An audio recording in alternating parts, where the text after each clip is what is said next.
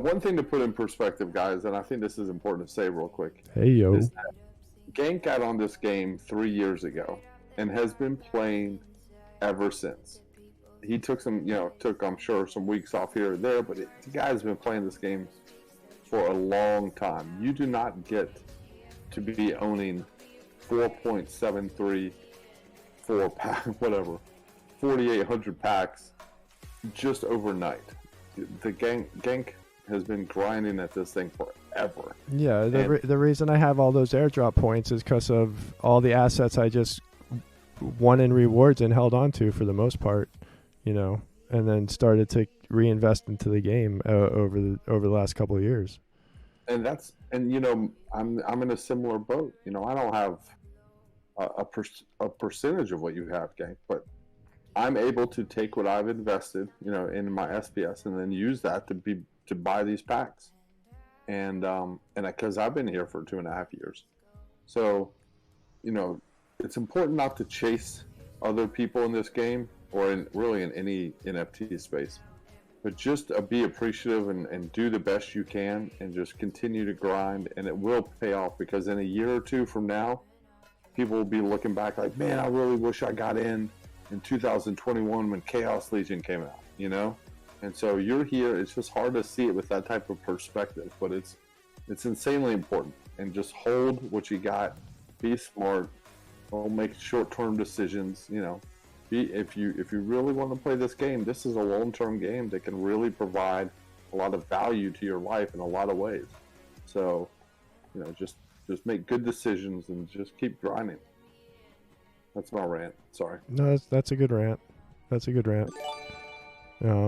It's super important to not get too caught up with sorry. Thanks for the stuff. Appreciate you. It's just like real life. Everyone's on a different journey. Everyone's on a different path. Everyone has different circumstances. Like, you shouldn't be comparing yourself to other people like that ever in anything.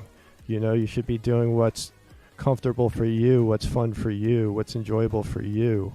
Like, you need to find your own path in life or in this game or whatever that's compatible to the rest of your life, the rest of your journey, because that's what's going to make it your journey. That's what's going to make it fun for you. You can get ideas from other people and learn from other people's mistakes and get their insight on stuff, sure. But like, you can't just like copycat people and expect to, have the same level of everything that they have, not just with value, but with happiness or with whatever, because not everyone has the same circumstances. And I've lived with you, Gank. If someone says, "Oh, I wish I had what you had," I've been a broke hippie my whole life. Like, the reason I'm a whale in this game is because I did the absolute like worst investment stuff ever and had all of my eggs in this basket. If this game didn't take off, I'm still a broke ass hippie. Like, that's all it is. Like, I'm, I put a little gel in my hair now and it looks like I've been a whale for a while, but I'm new money. You're new crystals. I'm new crystals. New crystals. Oh man, and it's so funny that this NFT space and crypto is changing so many lives.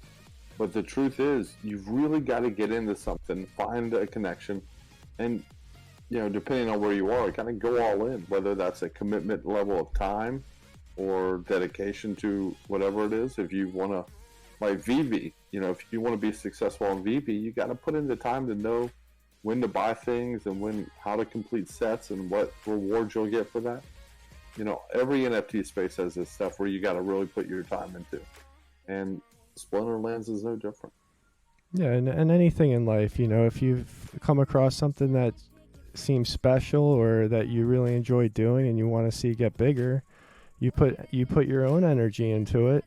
And that's not necessarily money. It could be just your time and physical energy, and hope to help it get bigger and grow.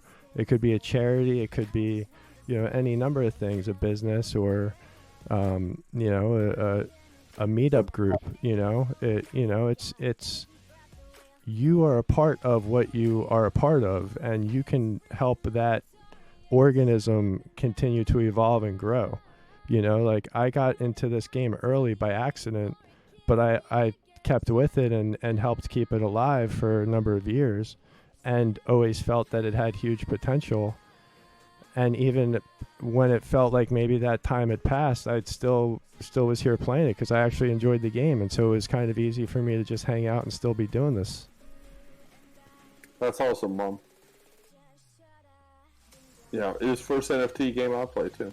And that's one of the cool things about Hive in general, is that I made my bones writing blogs on Steemit.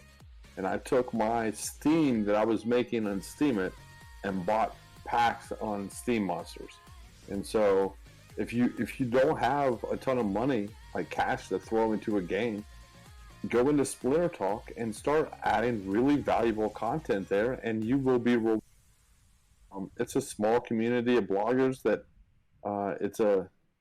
they reward each other for commenting and posting. You can earn crypto, and I swear to you, that's how I've earned 80% of my crypto assets is just by blogging on Steam in 2017. Yep. It's just got here and stuck with it. If you can go back and see all his posts somewhere. On Steemit. On Steemit, yep, they're still there. Hive. I mean, actually, you can go on Hive because when they split the blockchain or whatever, it's all there, right? Yeah. I'm glad I didn't really write anything. I would. John Robert said, my only regret is that I hadn't joined sooner. That's always going to be the case with crypto, I think. But you know what the best part is? There are literally 98% of the world out there that are going to be saying that at some point in their life. And you're saying it now, and you're earlier than, maybe not 98, but a lot. So, we're all good. We are early in this thing. And, I'm teaching my daughter about crypto using Splinterlands. I'm teaching her what staking means. I'm teaching her about transactions and showing her all of this stuff because they're not teaching it in school. And in 5 years, when this is the norm, she's going to have a leg up, all because she played a video game.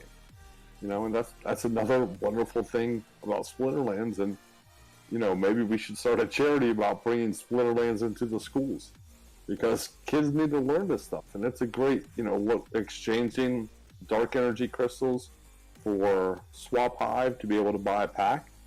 Understanding how to do that in the confined space of something like Hive is a great way to teach, kids how to use this stuff.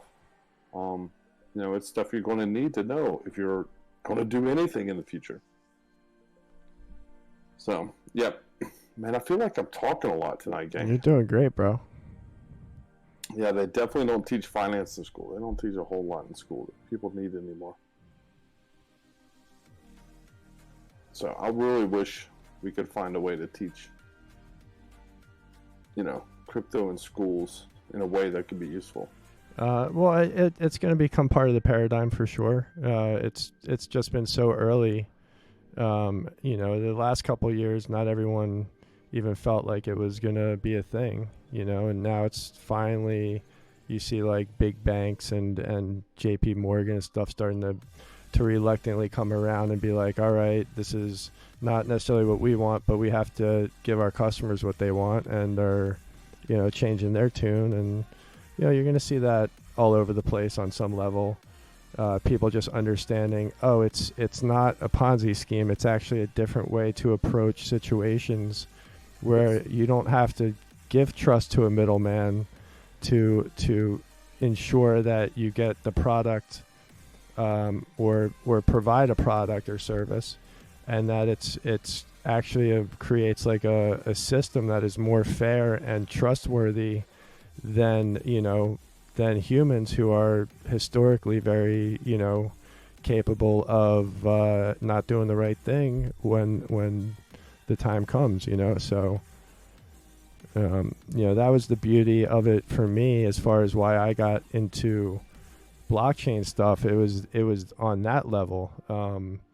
It was kind of because I'm not like a tech guy. I'm not like a anti-Fed guy. Like I'm just like I like to see fairness be able to thrive. And as someone who I was a bit of a protester and stuff in some aspects, and I just kind of felt like this was a way that solved problems that I saw out there.